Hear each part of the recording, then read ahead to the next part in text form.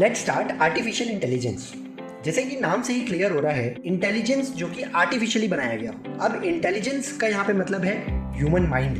तो हम human mind को आर्टिफिशियली बनाएंगे तो वो आर्टिफिशियली इंटेलिजेंस बन जाएगा। अब अगर हम देखें नेचुरली भी, तो हमारा जो इंटेलिजेंस है वो कैसे डेवलप होता है। तो जब हम जन्म लेते हैं तो सबसे पहले हम आँखों से कुछ देख के सीखते हैं, कानों से सुन के सीखते हैं। तो ये जो सीखने का प्रोसेस चल रहा है, तो यहाँ क्या होता है, हम डायरेक्टली जो है वो आउटपुट को ले रहे हैं। इनपुट लेने की जगह हम सीधा आउटपुट लेते हैं और उसको हमारे दिमाग में प्रोग्राम बनते जाता है। हर चीज़ सीखने चालू कर देते हैं हम उस प्रोग्राम में। चीज़ों को रिकॉग्नाइज करने का प्रोग्राम बना लेते हैं अपने दिमाग में, लैंग्वेज का प्रोग्राम बना लेते हैं हमारे दिमाग में। इस तरीके से हम बहुत सारे प्रोग्राम बनाते चले जाते हैं और उससे हमारी डे टू डे लाइफ आगे बढ़ती है। तो सेम तरीके से अब अगर हम मशीनों के साथ ये काम करने लग जाए तो वो आर्टिफिशियल इंटेलिजेंस बन जाएगा। अब अभी तक मशीन कैसे काम करता था, हम उसको कुछ इनपुट देते थे और एक प्रोग्राम जो है वो हम ही बनाते थे। तो इनपुट भी हम देते थे, प्रोग्राम भी हम बनाते थे। तो कंप्यूटर क्या करता था, उसको प्रोसेस करके आउटपुट दे देता था। ये पहले का ट्रेडिशनल तरीका है जो कंप्यूटर्स चलते थे। अब अगर हम आर्टिफिशियल इंटेलिजेंस की बात करें तो जैसे हमारा माइंड काम करता है वैसे हमें कंप्यूटर को करवाना है। तो उसके लिए अब हमारे माइंड को, मैंने जैसे आपको बताया कि हमने बचपन से कैसे सीखा है चीज़ों को, तो वही चीज़ हम कंप्यूटर से भी उम्मीद करेंगे कि वो भी वैसे ही सीखे।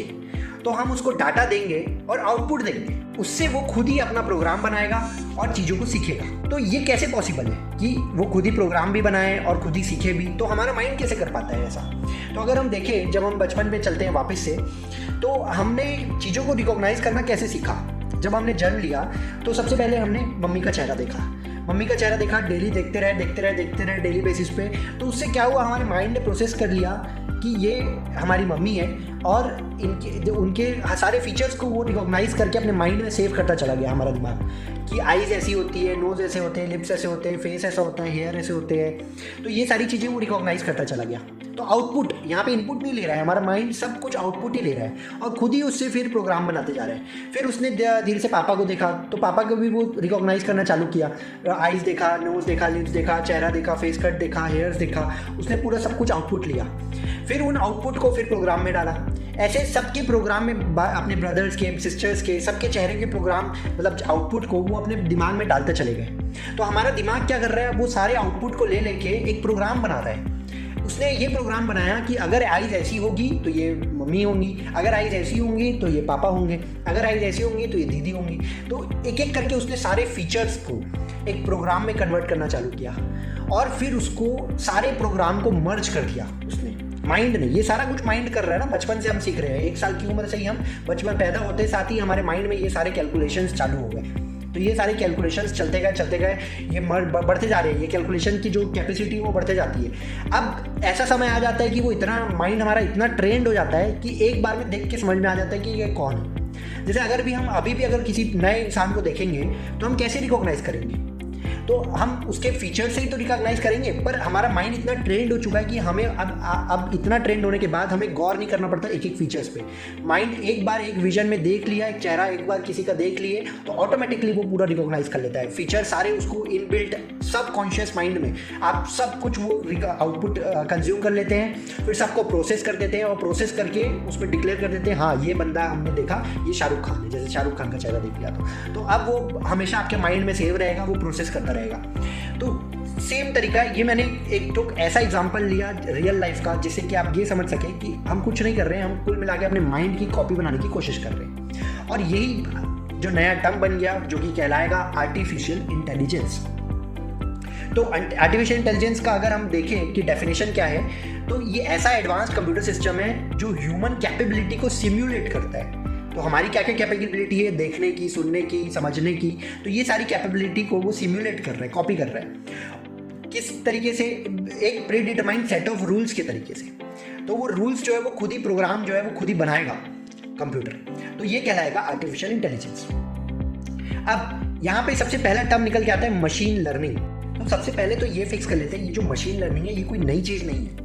आर्टिफिशियल इंटेलिजेंस एक ब्रॉड व्यू में बोला जाता है पूरे सिस्टम को आर्टिफिशियल इंटेलिजेंस। उसके अंदर आता है मशीन लर्निंग, उसी का ही पार्ट है मशीन लर्निंग, और मशीन लर्निंग के अंदर आता है डीप लर्निंग। तो ये सारे के सारे आर्टिफिशियल इंटेलिजेंस के अंदर ही आते हैं, मशीन लर्निंग में और डीप लर्निंग में। तो अब मशीन लर्निंग किसको बोलेंगे? तो मशीन लर्निंग क्या करता है कि एबिलिटी देता है सीखने की, एक्वायर करने की, अप्लाई करने की नॉलेज को।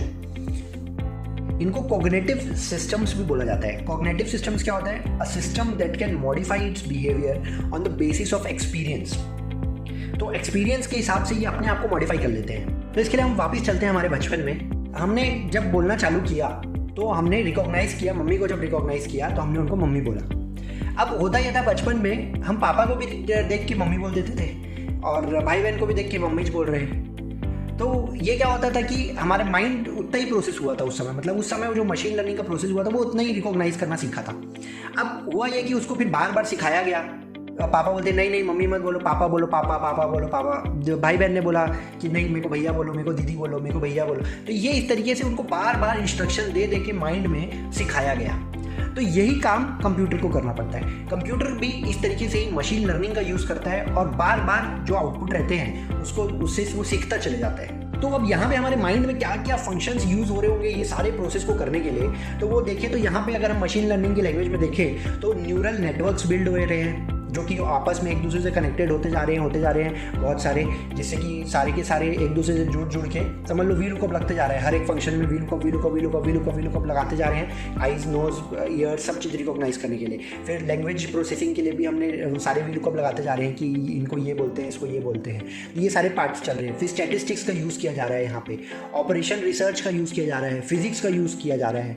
तो ये सारी चीज़ों को यूज़ करके हम ऐसे डाटा को पहचान जा रहे हैं और कंक्लूड कर पा रहे हैं जिसको हमने पहले से देखा ही नहीं था, हम जानते ही नहीं थे। वैसे चीज़ों को भी हम प्रोग्राम कर अपने हिसाब से रिकॉग्नाइज कर पा रहे हैं। हमें क्या देखना है वो चीज़ हमें पता चल पा रही है, क्या कंक्लूड करना है इनसे, इन डाटा से वो हम कर पा रहे हैं। सारा कुछ माइंड में ये ऑटोमेटिक चल रहा है। सोचो कितना पावरफुल है। और अब इसी चीज़ को जब हम मशीन से कराना चालू कर देते हैं तो ये हो जाता है मशीन लर्निंग। अब एक एग्जाम्पल मैं थोड़ा सा मशीन लर्निंग वाला भी ले लेता हूँ। मैं ज़्यादा ही प्रैक्टिकल में चला गया, बचपन में ज़्यादा खो गए। चलो वापस आ जाते हैं हम।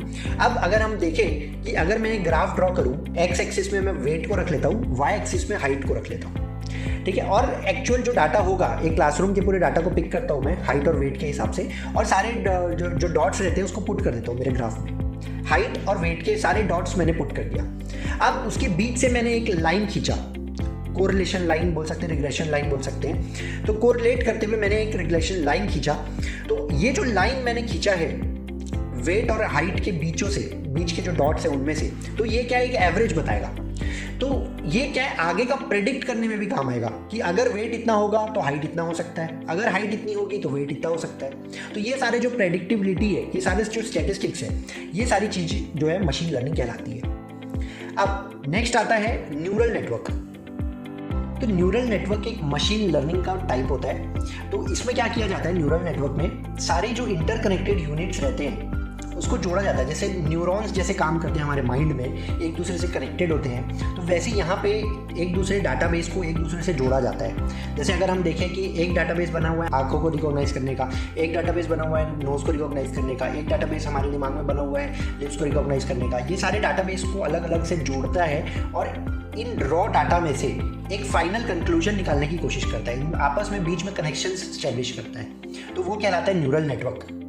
और इस न्यूरल नेटवर्क्स के जो बहुत सारे न्यूरल नेटवर्क्स को मिला के जब हम यूज़ करते हैं, अलग अलग प्रोसेसिंग करते हैं यूनिट्स में, तो ये जो प्रोसेसिंग होती है उसको कहलाते हैं हम डीप लर्निंग। तो ये क्या करता है, डीप लर्निंग कॉम्प्लेक्स से कॉम्प्लेक्स पैटर्न को रिकॉग्नाइज कर लेता है डाटा में से। जैसे कि कैसी भी आंखें आ जाए, कैसे भी नोज़ आ जाए, तो वो सारे प्रकार की वैरायटी को वो अपने आप ही रिकॉग्नाइज कर लेगा। जैसे अगर हम देखें रियल लाइफ के हिसाब से ही मैं समझाता हूँ आप लोग को। जैसे हम देखें कि हमारे सामने दो इंसान बैठे हैं और साथ में दो जानवर बैठे हैं। तो हमारा माइंड तो आईज सबकी आईज में देख रहा है, सबकी आईजों को नोट किया उसने, हमारे माइंड में नोट होते जा रहे हैं, इसकी आईज ऐसी है, इसकी आईज ऐसी है, इसकी आईज ऐसी है, इसकी आईज। तो आईज तो उसने सब में की रिकॉग्नाइज कर लिया, पर अब ये किसकी आईज है ये कैसे रिकॉग्नाइज होगा? तो वो क्या है कि दूसरे फीचर से डिपेंड करेगा। तो दूसरे फीचर्स कैसे रहेंगे कि अगर भाई जो फेस का जो कट है वो फेस कट डिपेंड करेगा कि अगर face cut human kind of है तो ह्यूमन रिकॉग्नाइज होएगा, एनिमल काइंड ऑफ है तो कौन सा एनिमल है उसका फेस उसका एक डाटाबेस होगा जिसमें कि सारे एनिमल्स के डाटाबेस मेंटेन हो रहे होंगे हमारे दिमाग में कि कैट के फेस कट ऐसा होता है, डॉग का फेस कट ऐसे होता है, इस तरीके से वो एक डाटाबेस चल रहा है। ऐसे हमारे माइंड में बहुत ही अनगिनत डाटाबेस बनते जा रहे हैं और उन डाटाबेस को ये कनेक्ट करते जा रही है, जो कि कहलाएगा यहाँ पे डीप लर्निंग। तो डीप लर्निंग हमें क्या काम आती है? ऑब्जेक्ट को आइडेंटिफाई करने के काम आती है, इमेज प्रोसेसिंग के काम आती है, स्पीच रिकॉग्निशन के काम आती है। ये जो मैं कंसेप्ट अभी रियल लाइफ का दिखा रहा हूँ, तो वही चीज़ हम लैंग्वेज सीखने के लिए भी करते हैं। जब हम बचपन में बोलना चालू करते हैं, हमें बोलना नहीं आता है, तो हमें कैसे सिखाया जाता है? जैसे हम देखना सीखे हैं वैसे हम बोलना भी सीखे हैं। तो ये सारे कंसेप्ट वही रहते हैं, सारे जो वैरायटी है बस इसकी बदलते जाएगी, पर हमारे जितने सेंसेस है उसी से ये आर्टिफिशियल इंटेलिजेंस है वो बनता है। तो ये हो गया हमारे जो पूरी वैरायटी हो गई आर्टिफिशियल इंटेलिजेंस, उसके अंदर मशीन लर्निंग, उसके अंदर डीप लर्निंग, और इसकी सारे के सारे आपको वैरायटी समझ में आ गई होगी। रियल लाइफ से आप रिलेट कर पा रहे होंगे कि ये कोई एकदम ऐसे अलग ही कोई नई दुनिया नहीं है। जो आप बचपन से कर रहे हो उसको वो मशीन को बस कराना है, तो ये आर्टिफिशियल इंटेलिजेंस बन जाता है, इतना कोई हार्ड नहीं है। ठीक है, तो ये आप समझ गए तीनों पर वैरायटी। अब चलते हैं कोग्निटिव कंप्यूटिंग। कॉग्निटिव कंप्यूटिंग क्या होता है? तो कॉग्निटिव कंप्यूटिंग भी एक आर्टिफिशियल इंटेलिजेंस का ही एक सब पार्ट है। ये क्या करता है कि ये ह्यूमन लाइक इंटरेक्शन करता है मशीन के साथ। तो जैसे कि हम मशीन से बात कर सके, अभी तक मशीन से हम कैसे बात करते थे? जब फर्स्ट जनरेशन चालू हुआ तो हम क्या है, वोल्टेज से बात करना चालू किए, 0 और 1 से। तो वो 0 और 1 के बाद धीरे धीरे हमारा कंप्यूटर कोड वोड आया, जिसमें डॉस वॉस चलता था, वहाँ पे हम कोड लिखते थे। फिर ग्राफिक्स आए, और ग्राफिक्स आए तो वहाँ पे फिर हमारे normal English language I. English language के थ्रू हम कंप्यूटर से बात कर सकते हैं। और अब ऐसा यूज़र इंटरफेस पूरे दुनिया बदलते जा रही है, शिफ्ट होते जा रही है। अब जैसे हम मोबाइल, पहले हम टाइप वाला मोबाइल चलता था, फिर उसके बाद टच स्क्रीन वाला चलने लग गया, और अब ऐसा भी टाइम आएगा जब से सारा काम वॉइस होएगा। सारा हमारा जो यूज़र इंटरफेस है वो पूरा वॉइस बन जाएगा। जो हम आजकल जो टाइप करते हैं वो वॉइस में कन्वर्ट हो जाएगा। तो वॉइस में कन्वर्ट होएगा, तो उसके लिए क्या टेक्नोलॉजी है, अभी डेवलप हुई है कि वैसे ही? तो हाँ, हो चुकी है। सीरी है, कोर्टाना है, गूगल असिस्टेंट है। सीरी एप्पल वालों का है जो ह्यूमन लाइक बात करता है। फिर उसके बाद कोर्टाना है माइक्रोसॉफ्ट वालों का। फिर गूगल असिस्टेंट है गूगल का, जो कि हम एंड्रॉइड वगैरह फोन्स में यूज़ करते हैं। नेक्स्ट आता है कंप्यूटर विजन। कंप्यूटर विजन, देखो नाम से ही समझ में आ रहा है विजन मतलब क्या करेगा कि आर्टिफिशियल इंटेलिजेंस को वो लगाएगा इमेजेस में, images processing, picture video processing में। तो यहाँ पे पैटर्न रिकॉग्नाइज करेंगे, डीप लर्निंग करेंगे, आपस में सारे डेटाबेस को कनेक्ट करेंगे। पहले तो हम सीखेंगे हर एक पैटर्न से, और फिर उसको कनेक्ट करेंगे, और फिर पिक्चर में रिकॉग्नाइज करने की कोशिश करेंगे। तो ये कैसा रहता है कि ये रियल टाइम बेसिस में होता है। तो रियल टाइम बेसिस में कैसे ये क्या हो रहा है, इसको थोड़ा समझने की कोशिश करते हैं। रियल लाइफ में वापस चलते हैं हम। तो देखिए टेस्ला कार है। अब टेस्ला कार आखिर ऑटोमेटिकली कार कैसे चल सकती है, कैसे पॉसिबल है? हम जो आंखों से देख सकते हैं, क्या वो मशीन भी देख सकती है? तो उसके लिए क्या कराया गया है कि चारों तरफ कैमरा लगाए गए हैं, और उनको ऐसा ट्रेन किया गया है कि वो हर एक आजू बाजू के सारे जो जितने भी सराउंडिंग्स रहेगी अपनी आसपास की, उनको रियल टाइम बेसिस में रिकॉग्नाइज करेगी कि अच्छा ये रोड है, ये यहाँ पे पोल है, यहाँ पे ये कोई कार जा रही है, ये कोई ट्रक जा रही है। सारे ऑब्जेक्ट्स को रिकॉग्नाइज करेगी। फिर उनकी स्पीड को कैलकुलेट करेगी कि वो किस स्पीड में चल रहे हैं। फिर उस स्पीड के हिसाब से उस डिस्टेंस को कैलकुलेट करेगी। मतलब सारा फिजिक्स लगते जा रहा है वहाँ पे, और ये सारा चीज पूरा लगने के बाद वहाँ पे वो उसको कंट्रोल कर पाएंगे। तो सोचो हमारा दिमाग इतना पावरफुल है कि ये जितना भी फिजिक्स है ऑलरेडी हमारे दिमाग में प्रोग्राम्ड है। हम देखते साथ ही समझ जाते हैं करके कि ये कार से हमें कैसे आगे निकालना है, हमें ओवरटेक करना है तो किस तरीके से करना है। ये सारा जो फिजिक्स है कि किस स्पीड में जा रहे हैं, कैसा करना है, क्या करना है, वो सब हमारा दिमाग ऑटोमेटिकली कर लेता है। पर यहाँ पे कंप्यूटर अगर वो करने लग जाए, तो कंप्यूटर को हम ऐसा ट्रेन कर दें तो वो बन जाएगा कंप्यूटर विजन। फिर आता है यहाँ पे नेचुरल लैंग्वेज प्रोसेसिंग। तो ये तो वही हम डेली लाइफ में यूज़ कर रहे हैं। अगर हम आजकल फंक्शंस रहते हैं हमारे मोबाइल्स में कि अगर हम कुछ बोलेंगे और वो चीज़ टाइप हो जाएगी, ऐसा भी होता है। या फिर हमें ऐसा, अगर हमारे का गूगल असिस्टेंट ऑन करेंगे, उसमें बोलेंगे एक अलार्म सेट करना है तो वो तुरंत अलार्म भी सेट कर देगा। तो जिस रिमाइंडर सेट करना है तो रिमाइंडर सेट कर देगा। मतलब हम जो बोलेंगे वो ऑटोमेटिकली वो उन फंक्शंस को रिकॉग्नाइज करके, इंटरप्रेट करके और वो इम्प्लीमेंट कर देगा। तो ये कहलाता है नेचुरल लैंग्वेज प्रोसेसिंग। तो ये हमारा कंप्लीट होता है कॉमन टर्मिनोलॉजीज जो आर्टिफिशियल इंटेलिजेंस में यूज़ की जाती है। देखो सबसे पहले हमने आर्टिफिशियल इंटेलिजेंस को समझा था, फिर हमने समझा था कि आर्टिफिशियल इंटेलिजेंस के अंदर मशीन लर्निंग आता है, डीप लर्निंग आता है उसके अंदर, और फिर हमने ये कॉमन टर्मिनोलॉजीज देखी कि किसका क्या मतलब होता है। अब हम चलते हैं आर्टिफिशियल इंटेलिजेंस की स्ट्रीम्स क्या क्या पॉसिबल है। तो ये इमेज एक प्रोवाइड करी गई है, काफ़ी टाइम ये देखने को मिलता है। अब इस इमेज को थोड़ा सा समझने की कोशिश करते हैं। देखिए पहला स्ट्रीम है यहाँ पे मशीन लर्निंग। तो मशीन लर्निंग के अंदर आता है डीप लर्निंग और प्रेडिक्टिव एनालिटिक्स। तो डीप लर्निंग और प्रेडिक्टिव एनालिटिक्स हमने देखा, डीप लर्निंग कैसे यूज़ करता है हमारा माइंड डाटाबेस को कनेक्ट कर करके। प्रेडिक्टिव एनालिटिक्स हमने देखा हाइट और वेट के तरीके से हम आगे का प्रेडिक्ट कर सकते हैं। ये हो गया मशीन लर्निंग। फिर आता है नेचुरल लैंग्वेज प्रोसेसिंग, NLP। इसके अंदर 3 स्ट्रीम दिए गए हैं। पहला है ट्रांसलेशन। हम क्या बोलते हैं, सामने वाला हमसे कुछ बात करे तो हम उसको समझ जाते हैं, ट्रांसलेट कर लेते हैं, क्लासीफाई कर लेते हैं, क्लस्टर कर लेते हैं। जैसे कि कोई हमसे इंग्लिश में बात करे तो हम समझ जाते हैं, क्लासीफाई कर लेते हैं कि अरे ये तो हमसे इंग्लिश में बात कर रहे हैं, ये हमसे हिंदी में बात कर रहा है, तो ये क्लासीफाई कर लेते हैं क्लस्टर। और फिर इंफॉर्मेशन एक्सट्रैक्शन, वो क्या बोल रहा है उसका मतलब, उसका मीनिंग भी हमें आना चाहिए, तो उसका मीनिंग को भी हम एक्सट्रैक्ट कर लेते हैं। तो ये पूरा प्रोसेस रहता है नेचुरल लैंग्वेज प्रोसेसिंग के अंदर।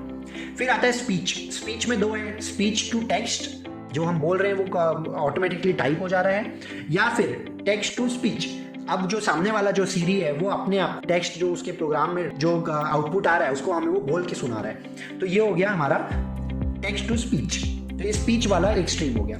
फिर आता है एक्सपर्ट सिस्टम्स। एक्सपर्ट सिस्टम्स जैसे कि अकाउंटिंग नॉलेज जिसमें की ज़रूरत रहती है, तो वो हमारे यहाँ पे एक्सपर्ट सिस्टम्स रहते हैं। तो एक्सपर्ट सिस्टम्स में क्या आ जाएंगे, जैसे कि हमें जीएसटी के लिए यूज़ किया जा रहा है, मैचिंग वगैरह के लिए आर्टिफिशियल इंटेलिजेंस के तरीके से इनकम टैक्स डिपार्टमेंट यूज़ कर रहा है, ये सब हो गया एक्सपर्ट सिस्टम्स।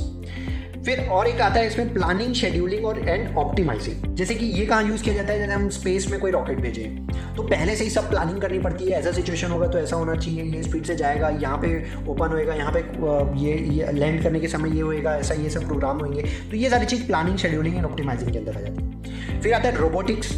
रोबोटिक्स जैसे कि हम देख ही रहे हैं मैन्युफैक्चरिंग में यूज़ हो रहा है, तो जो जितना भी ये पार्ट है कि उसमें पहले से डिज़ाइन कर दिया जाता है कि आपको ऐसा ऐसा ये प्रोसेस करना है, तो फिर आर्टिफिशियल इंटेलिजेंस ही वो रिकॉग्नाइज करता है उन चीज़ों को, इमेज प्रोसेसिंग वगैरह करेगा और बहुत सारी जो चीज़ें हैं वो ऑटोमेटिकली वहाँ पे वर्क करेगी और फिर वो रोबोटिक काम करेगा। फिर आता है विजन। विजन में हमने देखा इमेज रिकॉग्निशन और मशीन विजन, कि कंप्यूटर विजन कहलाएगा। तो इमेज को रिकॉग्नाइज कर ले रहा है और कंप्यूटर में विजन आ जा रहा है। कंप्यूटर विजन का भी हमने फुल डेफिनेशन देखा था जिसमें हमने कि टेस्ला कार की मदद से समझा था।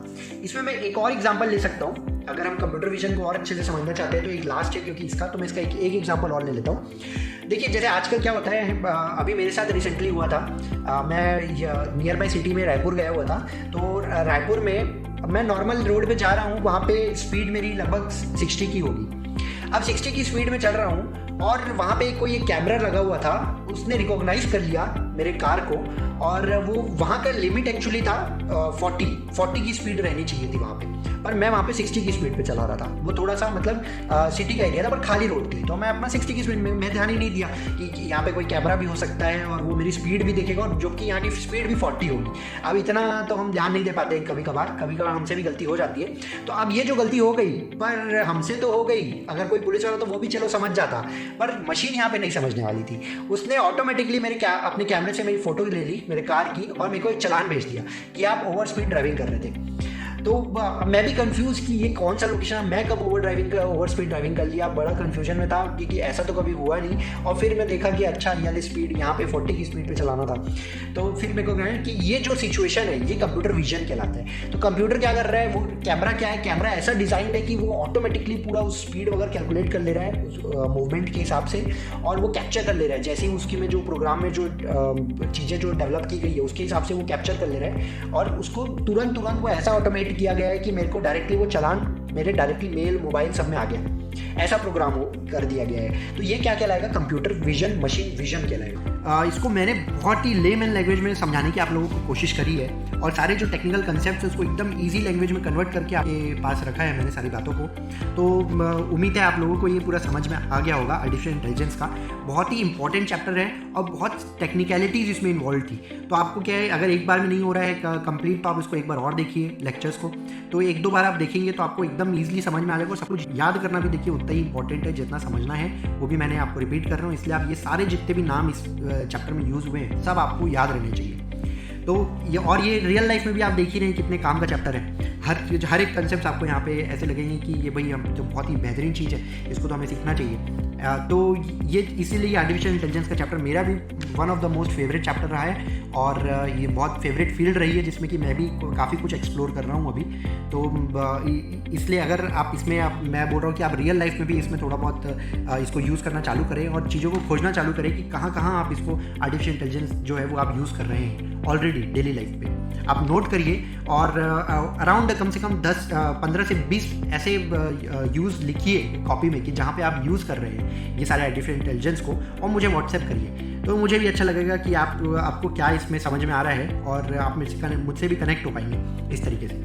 Thank you so much. और इसमें कुछ भी क्वेरीज अगर हो तो आप मुझे व्हाट्सएप कर सकते हैं।